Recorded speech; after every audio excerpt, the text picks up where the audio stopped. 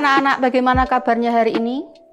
Pada hari ini kalian bertemu dengan saya kembali dalam pembelajaran IPA kelas 9 untuk semester yang pertama. Pada pertemuan kali ini kita akan belajar tentang materi IPA kelas 9 bab yang pertama, yaitu tentang sistem reproduksi pada manusia. Adakah yang masih ingat tentang pelajaran kelas 7 tentang ciri-ciri makhluk hidup? Apa tujuan makhluk hidup berkembang biak atau bereproduksi? Ya, yaitu untuk melestarikan jenisnya. Pada kesempatan kali ini kita akan mempelajari tentang materi sistem reproduksi manusia bagian yang pertama, yaitu tentang alat reproduksi pria. Adakah yang tahu apa manfaat mempelajari tentang alat reproduksi pada manusia? Tentunya banyak manfaatnya. Antara lain dapat memahami anatomi struktur alat reproduksi manusia, dan yang kedua adalah tentunya untuk menjaga kesehatan tubuh kita. Mari kita pelajari tentang alat reproduksi pria dengan penuh semangat. Alat reproduksi pria dapat dibedakan menjadi dua, yaitu alat reproduksi luar dan alat reproduksi bagian dalam. Alat reproduksi luar merupakan alat reproduksi yang terletak di bagian luar tubuh dan dapat diamati secara langsung. Apa saja itu? Nah, alat reproduksi luar terdiri atas 1. Penis merupakan organ reproduksi pria yang berbentuk dari otot dan tidak bertulang. Berfungsi sebagai saluran kencing atau urin dan saluran sperma. Kedua, skrotum berupa kantung yang terlihat seperti lipatan-lipatan dan di dalamnya terdapat sepasang testis dan berfungsi untuk menjaga suhu testis agar sesuai untuk memproduksi sel sperma.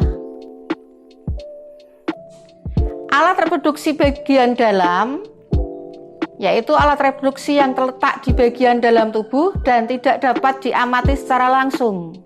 Apa saja? Yaitu meliputi 1. Testis.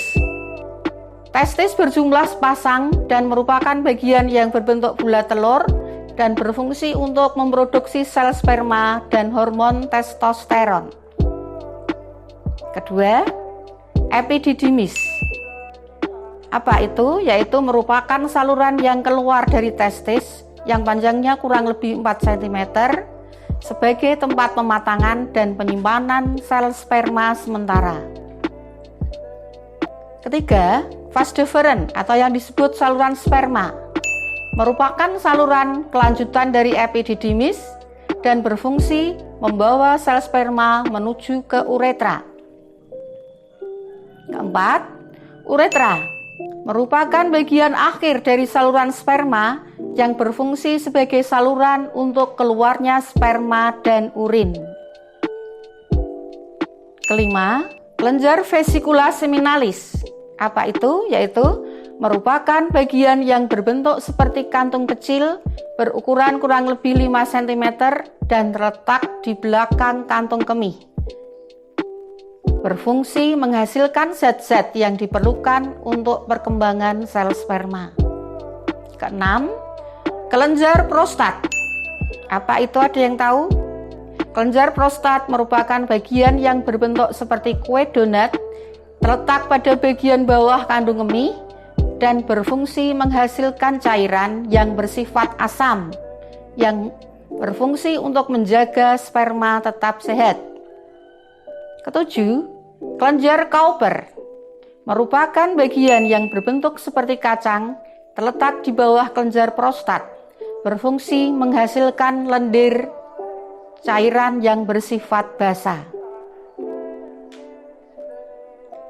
Nah, itu anak-anak bagian-bagian alat reproduksi pria, bagian luar dan dalam.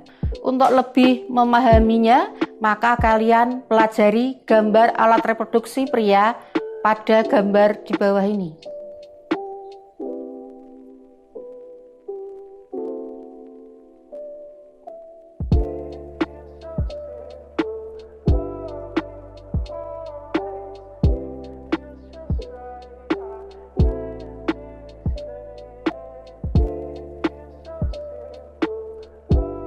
Untuk pertemuan kali ini sampai di sini. Kita lanjutkan pertemuan berikutnya membahas sistem reproduksi yang kedua. Sampai jumpa kembali pada pertemuan berikutnya. Dan jangan lupa ya, kalian like dan subscribe pada video ini untuk memudahkan kalian mendapatkan video pembelajaran berikutnya. Sekian, terima kasih. Dah.